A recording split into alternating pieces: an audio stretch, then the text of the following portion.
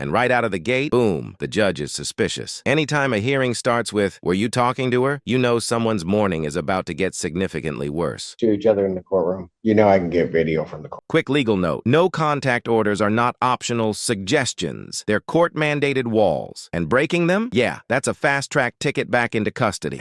Forget the testing. Defendant's bond at this time is revoked. Defendant's remanded. Silvana Reed, Assistant Public This Defender, go with and up on behalf before of Judge Mr. Slay. Ruggs. All right. This is going to be a waiver. That is correct.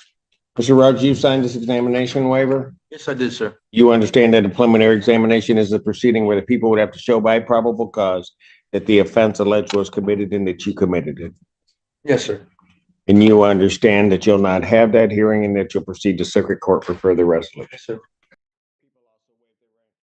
This whole sequence is basically the legal equivalent of checking a box that says, "Yes, I agree to skip the preview and jump straight to the main event." No preliminary exam means the case is moving up to the Receipt big of the information. circuit court. Waive any further reading and stand mute. Defendant having waived former reading, standing mute, court will enter a not guilty plea. Pretrial will be set for 27th at 1:30 before Judge Slay Thursday. June 27, 2024, 1:30 Slay Thursday. Bond with its conditions will continue. Yes.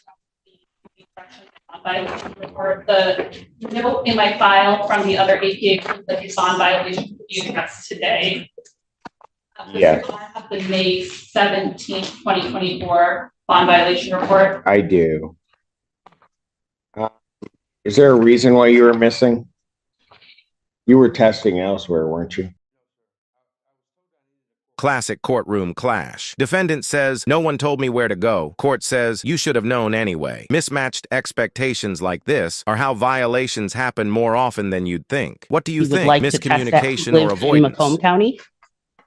We Yeah, I'm on GPS. Oh, I'm sorry. called them and they indicated as long as the order indicates what sort of panel needs testing and the frequency. Well, that was supposed to be done before. If I give you a test today, are you going to test?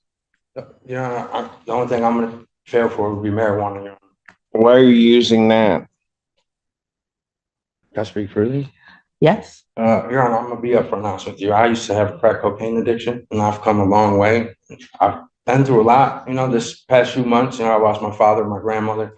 And there's no excuses. It's just the only thing that I've helped to. Give me an order. Okay, he's going to go over to community corrections test today.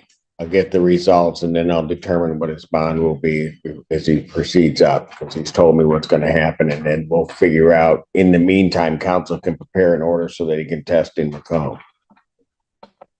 Okay.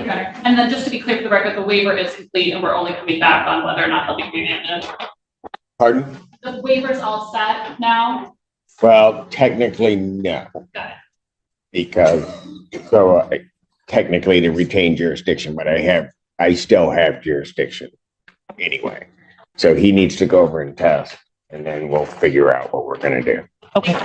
Thank you. Thank you. This is a great example of how judges test credibility. The judge hears the explanation, but he's also about to verify everything with an actual drug test. Trust, but verify. Courtroom edition. The deputy who is present, I did not believe that the victim of the domestic violence was present today because she didn't check in with us.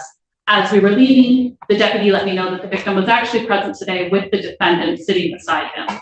As we exited into the hallway so that I could see who the deputy was referring to, the defendant was speaking to Ms. Perkins out in the hallway, and the deputy confirmed that that is the victim.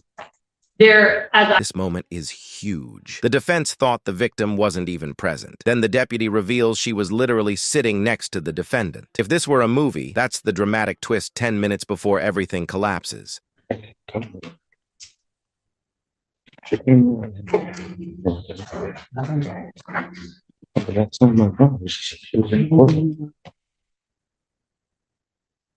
Mr. Allen, thank you, sir. Your Honor, I have no further information at this time.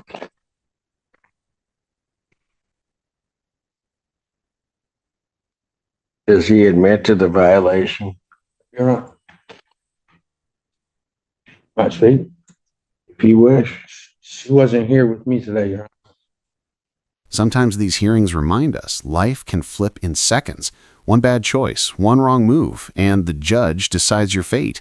If you're still watching, make sure to hit subscribe because every case tells a lesson most people never see until it's too late. Were you talking to her in the hallway? She made a comment to her in the hallway. We were talking to her about testing and I said something that I didn't. Were you sitting next to each other in the courtroom? You know I can get video from the courtroom. Okay, I So- understand that. Yeah, she was sitting next to me. You're not to have contact with her. You know that. Forget the testing. Defendant's bond at this time is revoked. Defendant's remanded. It'd just go up before Judge Slay. I'll just leave it there. Thank you. Your Honor. Yeah.